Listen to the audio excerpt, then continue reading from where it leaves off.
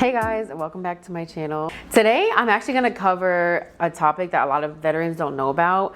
You know, we always hear about the education benefit called the post 9/11 GI Bill or Chapter 33, but there's actually another benefit that you can use. It's called VR&E, which stands for Veterans Readiness and Employment.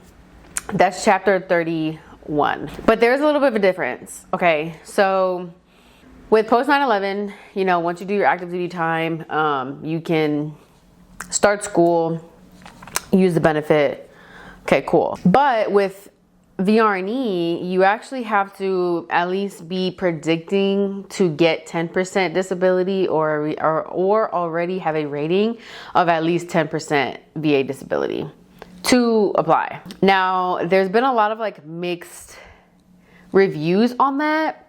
There's some people, and this is another topic, but there are some people who have said that they haven't gotten approved, even though they were still going through the process of getting their rating.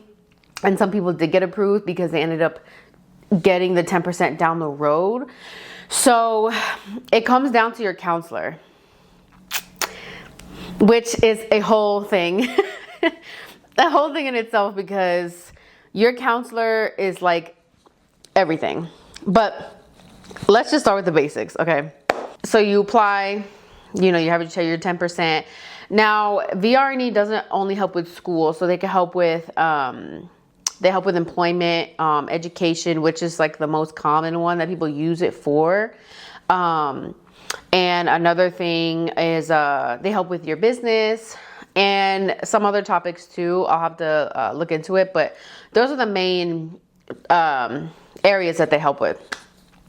So again, the biggest thing is the education benefit, because what a lot of veterans find is that they can save their post 9/11 later and use your VR&E first, so that way you don't have to touch your 9/11, which I'm currently doing right now. So I am in VR&E. I have been in it since August of 2024, and I'll tell you, it's been a process, that's for sure. It's not easy. It wasn't made to be easy. I'm speaking for myself specifically. Everyone has their own journey. There are some people who got denied. There are some people who easily got approved. There are some people like me that just went through the whole process and ended up getting approved. This is a big thing too, okay? Just because you're 100%, like let's say if you're 100%, does not mean you're gonna get it. Because I know people that are 100% and did not get approved for the program. So that is definitely one thing, to not just assume, okay, because I'm 100%, whether you're a PNT or not, that you're gonna get it. If you did go through a med board though, this is based off of what one of my friends told me. If you go through a med board, you automatically go into VR&E, which is good to know. I don't know too much about that process. Because I did not get med boarded. I just separated from active duty and went straight into the reserves. So, yeah, I don't know too much about that process. But as far as getting approved and everything like that, you apply online on the VA website. I'll include all the links.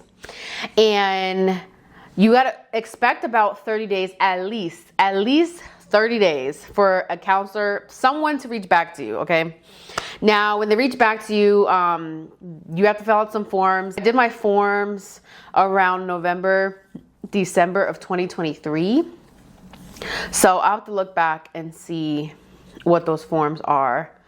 But I'll include everything in the video. But yeah, so you go back with your counselor, basically like what you want. Your first appointment really is gonna be like what you want out of the program. So like what track are you picking? Education, self-employment, you're looking for, you know, a job. So let's say, you know, for instance, me, I was looking for education. How do I word this? Like, okay, for me, I had to go through each of my disabilities, 0% included. Don't forget the 0%. So for instance, with my disabilities, I had to say, okay, well, because of my disabilities, I can't do construction anymore. Because I can't do construction anymore, I can't look for these certain jobs, so I need this degree to help me with that. So for instance, let's say tech, right?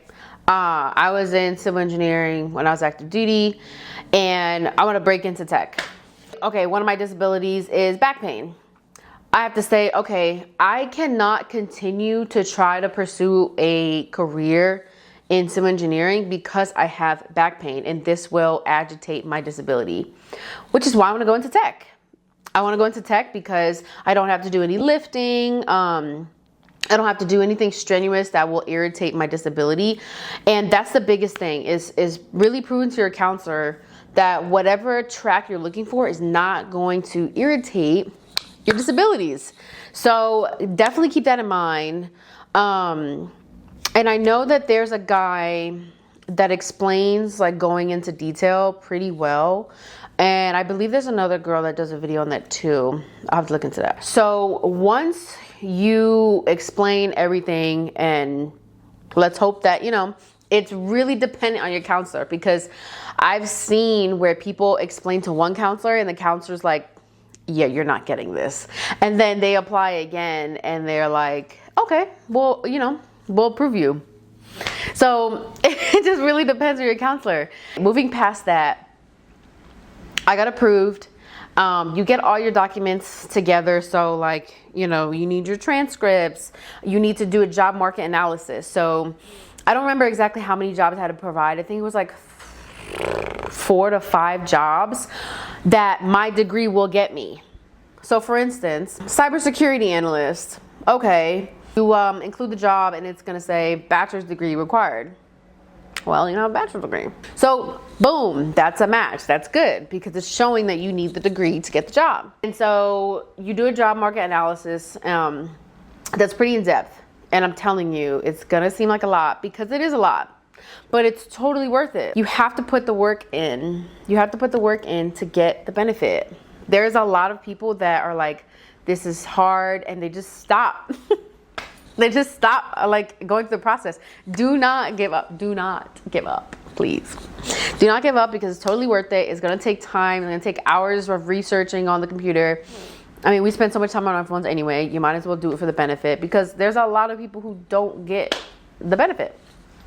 So after that, you know, you applied for your schools, you got everything lined up. Maybe you already know what school you want to go to, even better. You submit that all to your counselor, and your counselor will process all of your forms and get you ready to go to school.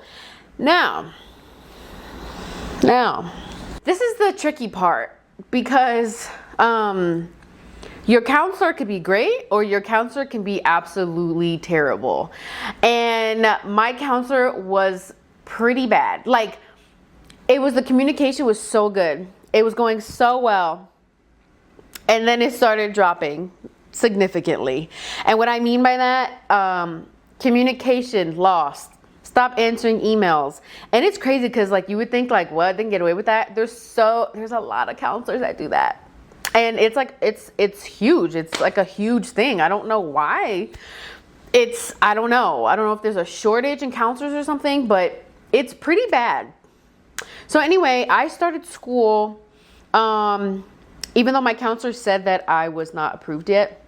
I mean, she told me that I was approved, but she never sent the paperwork to school. So I basically started school and there was no legitimate document showing that I was approved. So, but do not fear.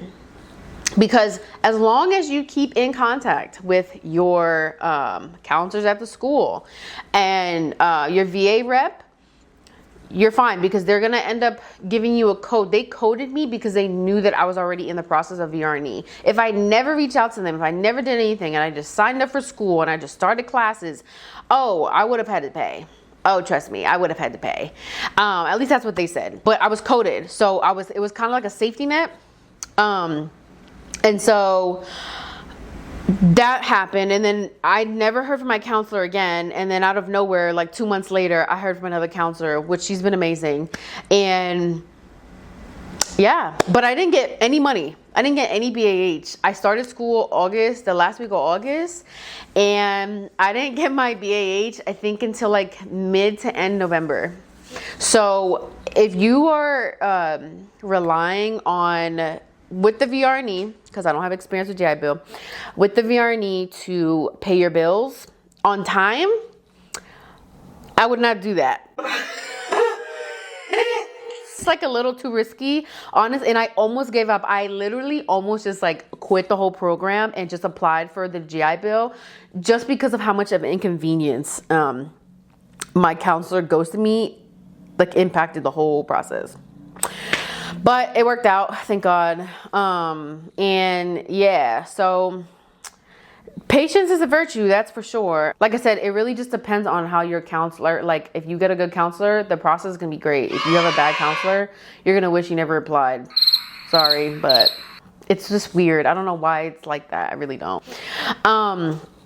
And yeah, oh, and then one thing to keep in mind too, as you're getting paid, you get paid on the back end. So like, let's say September comes, you get paid in October for September. You get paid in November for October, and it keeps going like that. So, and I also put the link too for you to look up the rates for your BAH, because it's the same for 9/11. And that's the thing. It's like, why do, at least, again, if you get approved, why do 9/11 when you can at least try for VR&E, get approved, and then it's the same amount of BAH?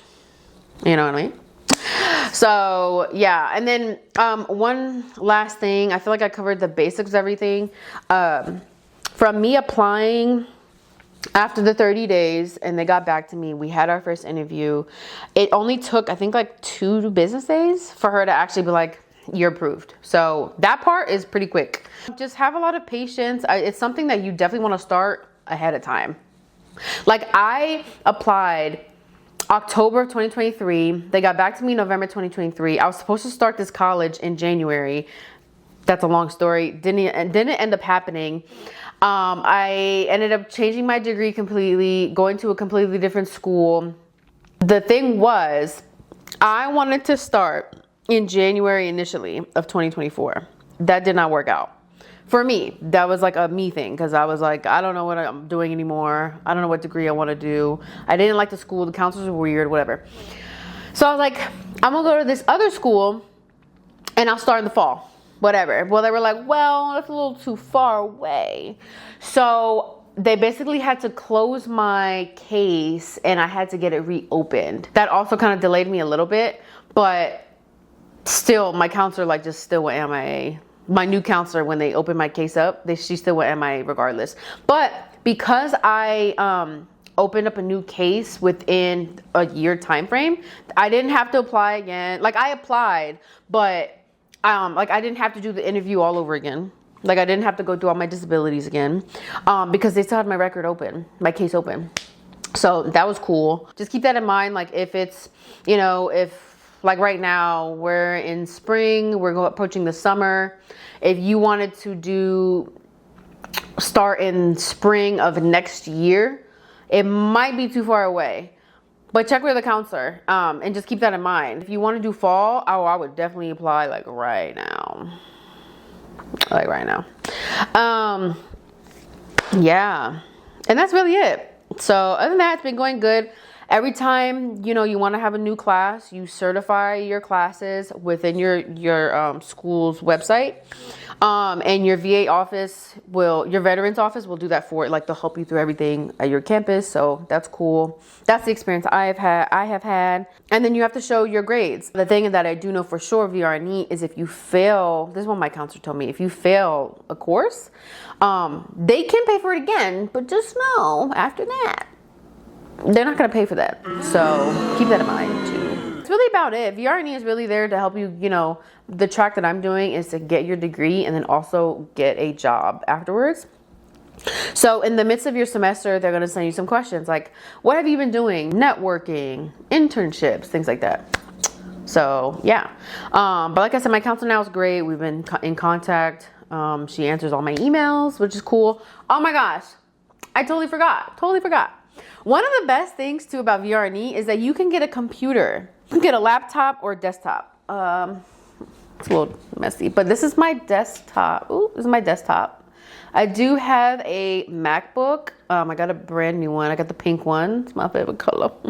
Now, the thing is, I did not want a laptop because I don't like how small the screen is, to be honest with you.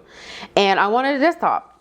So that's another thing, is to request a laptop or just a computer from your counselor. Now you can ask for a computer and you can also ask for a printer. And then they give you money for supplies as well. So please take advantage of that for sure. And one thing, keep in mind, nothing is fast. Nothing's fast. I applied, like I said, I started school in August. I requested for the computer in like June, but besides the point, I didn't get my computer until damn near the semester was about to be over. I think I got my computer like the first week of December. Now, again, that was because my counselor just like ghosted me and I got a new one. So, but these are like realistic things to look out for if you're trying to get these things. So, but I did get it. I'm super grateful. It's been such a huge help. Oh my gosh, to have this desktop. And it's just awesome. Another thing too is some counselors will request that you have justification on why you need the computer. Maybe you have a class that needs like AutoCAD for design. Well, if you don't have a computer that can't support that, well, you could say, hey, I need this computer because this class, blah, blah, blah, whatever. So yeah, keep that in mind too. And yeah, I hope this made sense and I hope this was a little helpful because I really try to tell people like use VR&E, at least just apply and try. Because if you don't get it, then use GI Bill, you know. But if you can use the VR&E and save your GI Bill for later, or like if you have family and you know you were saving it for your kids or your spouse or whatever, well then you have VR&E. So yeah. Like I said, I hope this was helpful. If there's any questions or anything, please let me know in comments. And I'll definitely get back to you. Yeah, that's really it. So thank you again for tuning in and watching. And stay tuned for more videos. Bye.